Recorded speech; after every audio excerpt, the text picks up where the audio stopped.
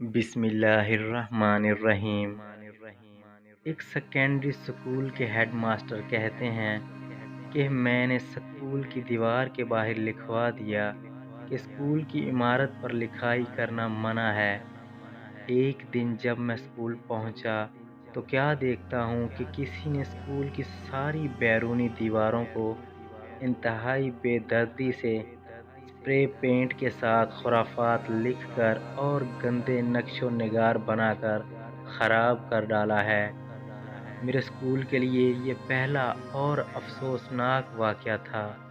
میں نے اسکول جا کر کچھ اسٹاف کے ذمہ لگایا کہ اس حرکت کرنے والے بچے کا پتہ چلائیں۔ حاضر و غائب کا ریکارڈ دیکھنے اور چند بچوں سے پوچھ گچھ کرنے کے بعد ہمیں ایک لڑکے کے بارے میں پتہ چل گیا جس نے یہ حرکت کی تھی۔ اسی دن میں نے اس لڑکے کے والد کو فون کر کے کہا، میں آپ سے ملنا چاہوں گا، کل آپ اسکول تشریف لائیں۔ دوسرے دن جب لڑکے کا باپ آیا تو میں نے اسے سارا قصہ کہہ ڈالا۔ باپ نے اپنا بیٹا بلوانے کے لیے کہا۔ بیٹے کے آنے کے بعد اس نے بڑے دھیمے سے لہجے میں اس سے تصدیق کی۔ لڑکے نے اعتراف کیا تو باپ نے وہیں بیٹھے بیٹھے ایک رنگ ساز کو فون کر کے بلایا، دیواروں کو پہلے جیسا رنگ کرنے کی بات کی، مجھ سے اپنے بیٹے کے رویے کی معافی مانگی، اجازت لے کر اٹھا اور اپنے بیٹے کے سر پر شفقت سے پیار کیا اور دھیمی سی آواز میں اسے کہا، بیٹے اگر میرا سر اونچا نہیں کر سکتے تو کوئی ایسا کام تو نہ کرو جس سے میرا سر نیچا ہو، اور یہ کہتے ہوئے چلا گیا۔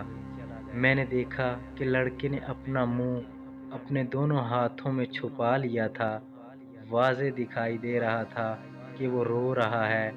مجھے بہت حیرت ہو رہی تھی کہ لڑکے کے باپ نے کیا خوب نفسیاتی طریقہ اپنایا تھا۔ اس کی چھوٹی سی بات نے جو کام کر دکھایا تھا ویسا نتیجہ تو مار پیٹ سے بھی نہ حاصل ہو پاتا۔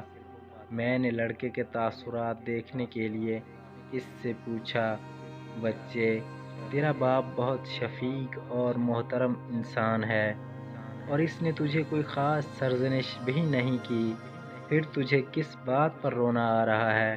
لڑکے نے کہا، سر اسی بات پہ تو رونا آ رہا ہے کہ کاش میرا والد مجھے مارتا اور سزا دیتا مگر ایسی بات نہ کہتا۔ لڑکے نے مجھ سے معذرت کی اور اجازت لے کر چلا گیا۔ پھر میں نے دیکھا کہ اس بچے نے میرے اسکول میں اعلیٰ کارکردگی دکھائی اور ہر کلاس میں ٹاپ کیا۔ سچ کہا کسی نے کہ اولاد کو پیار محبت سے سمجھانا چاہیے، نہ کہ ڈنڈے سے یا گالم گلوچ سے۔ جزاک اللہ۔